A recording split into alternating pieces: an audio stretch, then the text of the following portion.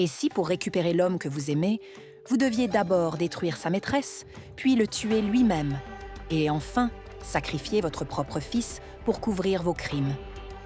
C'est le chemin de croix d'une femme qui a tout donné par amour, avant de sombrer dans une vengeance qui a dévoré son âme.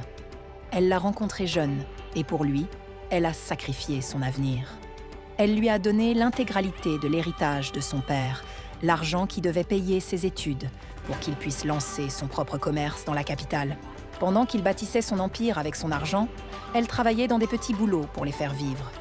Une fois le succès arrivé, il l'a épousée et ils ont eu 3 enfants.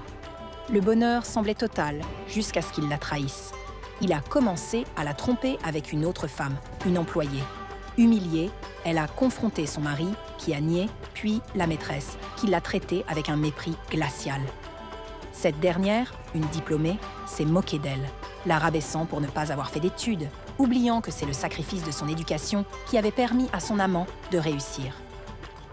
La trahison a atteint son paroxysme lorsque la maîtresse est tombée enceinte et que son mari l'a abandonnée, elle et leurs 3 enfants, pour s'installer avec sa nouvelle famille. Brisée, anéantie, son amour s'est transformé en une haine pure. Elle a décidé que si elle ne pouvait pas avoir son mari, personne ne l'aurait. Une amie l'a alors introduite auprès d'un marabout. Le plan était simple et terrifiant.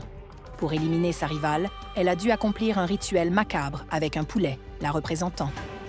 2 mois plus tard, la maîtresse a été victime d'un terrible accident de voiture. Elle a perdu ses 2 jambes, puis ses 2 bras, avant de mourir dans d'atroces souffrances. Mais son mari n'est jamais revenu. Aveuglée par la rage, elle est retournée voir le marabout pour un second rituel, cette fois pour forcer son mari à revenir. Mais le gris-gris a mal tourné, et son mari est mort subitement. Sa belle famille, suspicieuse, l'a accusée et a exigé qu'elle prête serment dans un sanctuaire pour prouver son innocence, un rituel qui la rendrait folle si elle mentait. Prise au piège, elle est retournée voir le marabout, qui lui a présenté un choix d'une horreur absolue. Pour survivre à l'épreuve, elle devait offrir en sacrifice la vie de son propre fils. 2 jours avant la cérémonie, son petit garçon est mort. Elle a prêté serment et a survécu. Aujourd'hui, elle est libre aux yeux du monde, mais prisonnière de ses actes. Elle est tourmentée jour et nuit par l'esprit de son fils, qu'elle voit partout. Alors, la question est pour vous. Peut-on encore parler de victime quand on a commis l'irréparable? A-t-elle été poussée à la folie par la trahison ou était-elle un monstre qui sommeillait? Et surtout, existe-t-il une rédemption possible après avoir sacrifié son propre enfant?